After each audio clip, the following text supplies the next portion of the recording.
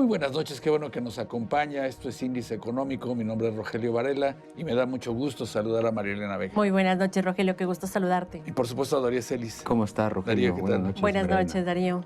Quédese con nosotros. Vamos a hablar de las expectativas económicas para 2025 y el próximo presupuesto.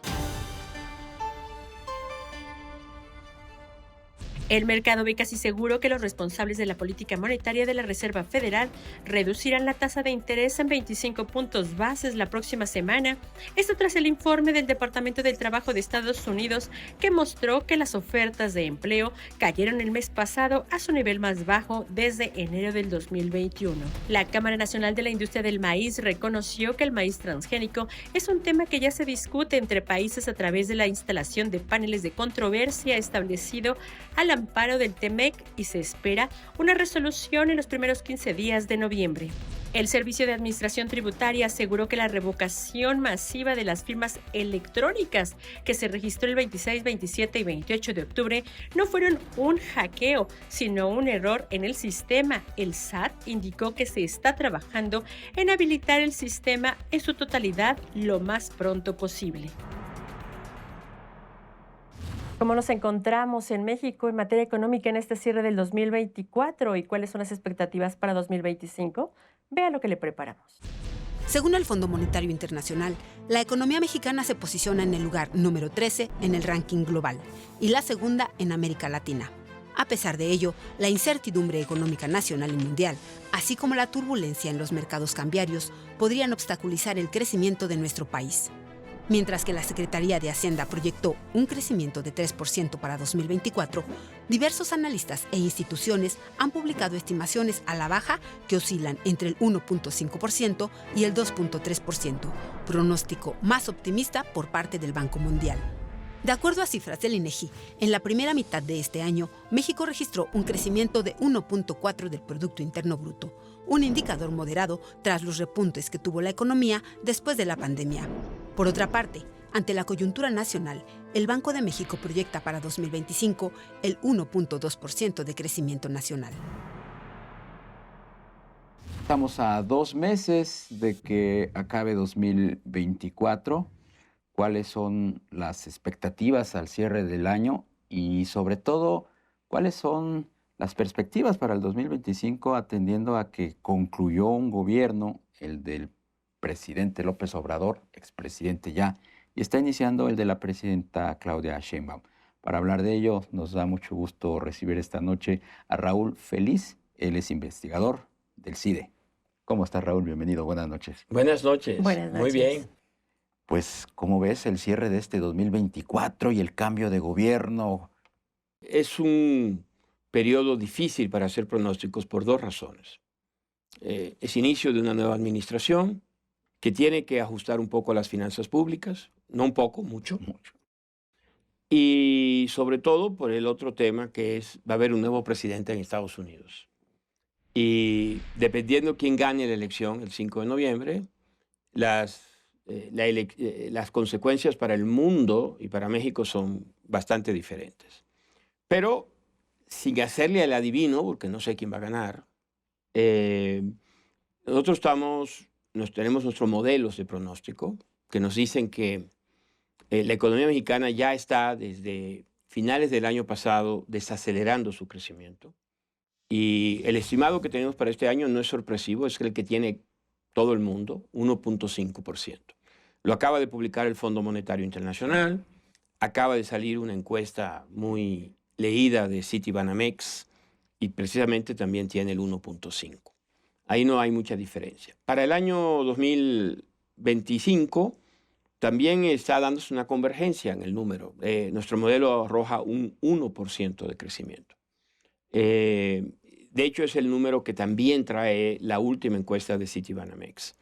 El Fondo Monetario Internacional, en su último reporte de octubre, estima 1.3. Entonces, la mayoría de los analistas y las encuestas para el próximo año andamos en un corredor de un poco menos de 1 a un poco más de 1. Eso en lo que corresponde al crecimiento económico. Creo que en el tema de la inflación, igual guardándome de sorpresas sobre el tipo de cambio que podrían venir asociadas a la nueva administración americana, proyectando la tendencia. Nosotros pensamos que la inflación va a cerrar este año entre 4.3 y 4.4, y el próximo año se va a acercar a 3.5, y el consenso no está muy diferente. El consenso es 4.4 y el próximo año ellos están un poquito más arriba que nosotros, están en 3.6, 3.7. En general, pues vamos a tener una consolidación de la tendencia a la baja de la inflación. Nos vamos a acercar a la meta, aunque no creo que vamos a alcanzar la meta del Banco Central. Y el crecimiento, pues sí va a caer al 1%, y lo terrible es que el riesgo es que pudiera ser menor, y el riesgo es que pudiera haber una recesión de poca intensidad o de mayor intensidad, dependiendo de cuál sea el escenario internacional. Claro.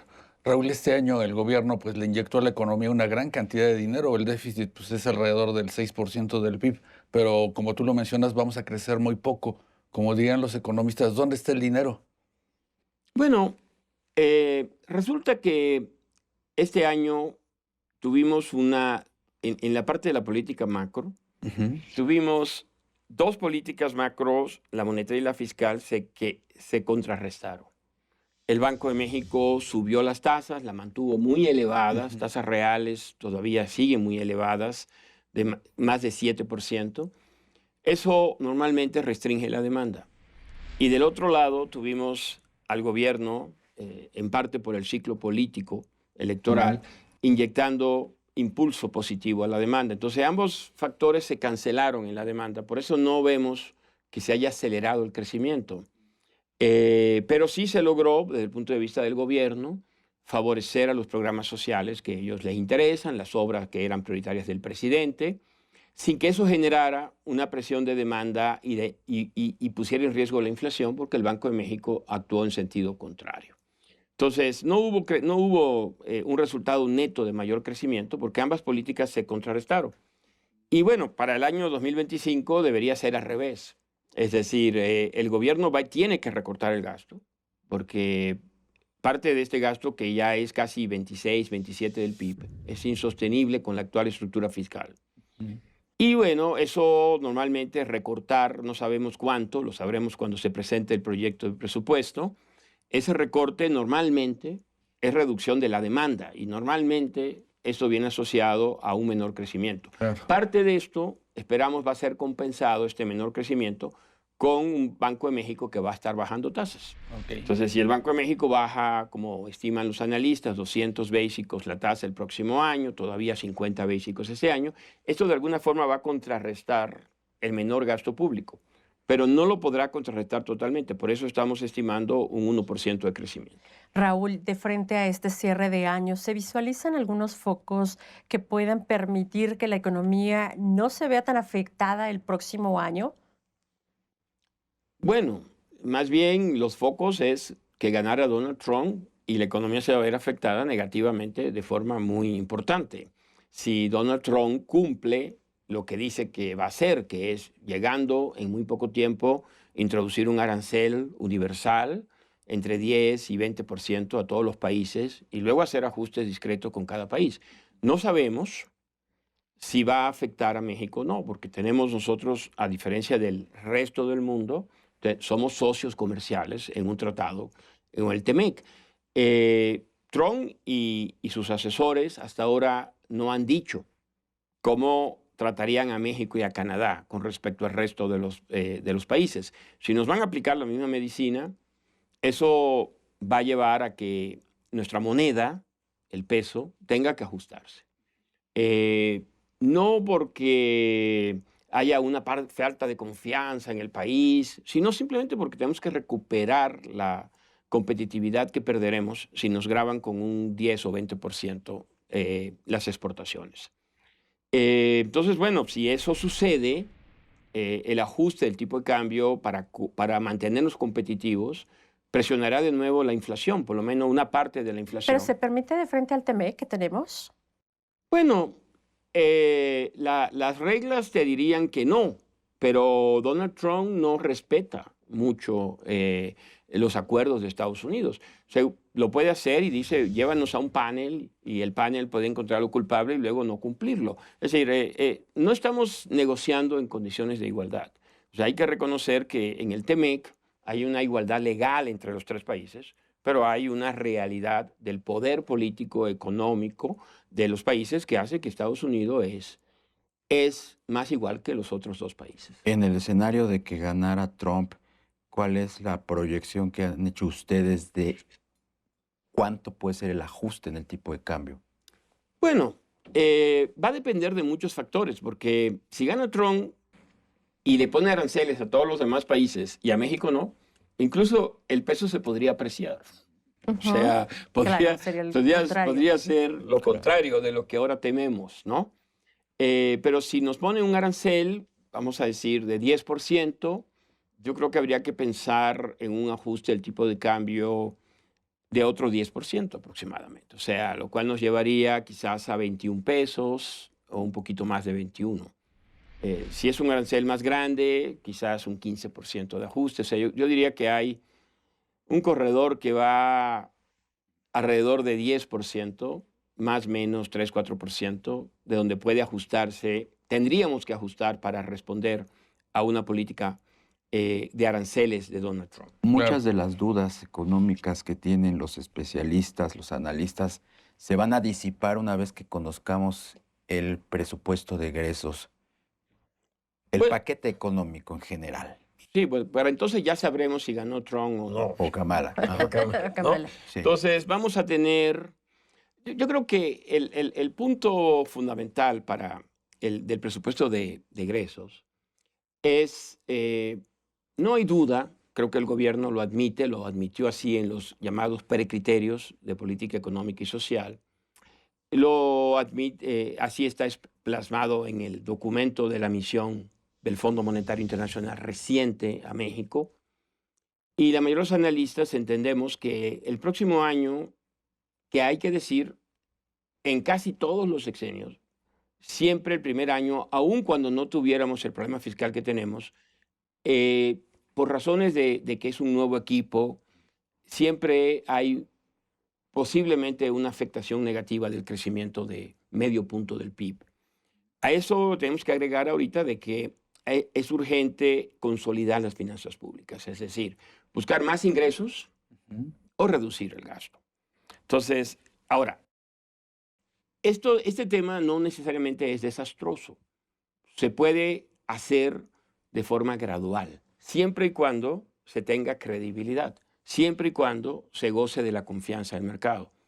El peor escenario es que el mercado nos obligue a recortar 2 o 3 puntos del Producto Interno Bruto del gasto de forma inmediata.